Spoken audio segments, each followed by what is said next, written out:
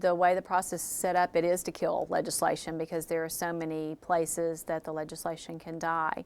I think that you look at policy that you want to be working on, and in the process, the first process is to make sure that you feel like it's something that will make a difference, that it's something that's needed. And so you look at that, you investigate it, your staff investigates, looks for, see if there's anything else that is similar, or working with other groups because the majority of the time legislation comes to you from constituents or someone that sees a problem that needs to be addressed. And so once you have that, then you start investigating of what can we do to help it, what laws are already in place that affect it, what change needs to be made. And then you put together the legislation, file it, and then you look for support with your colleagues and to see if there are others that want to support it.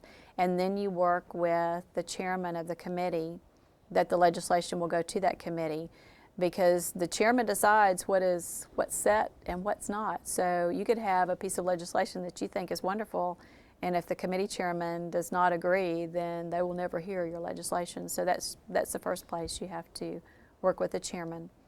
And then if the legislation is set, you need to work with all the other committee members on that committee to answer their questions or explain to them why it's important and why it's important to you, because it must get out of committee first. And then if it's voted out of committee, then it goes to calendars to be set. So you need to talk to the calendars chairman and the people on calendars and let them know why it's important so that it will be set. And if it is set, that it will come to the floor, then you start networking with the other members on the floor and explain to them why it's important and why you need it.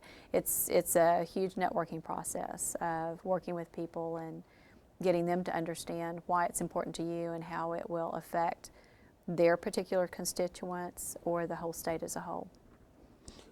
What's good about the way you describe that is it really shows, the typical kind of model of this is, all these boxes and arrows, but how there's sort of, people in all those boxes and arrows. There absolutely are, and it's the people that decide whether it's going further on or not.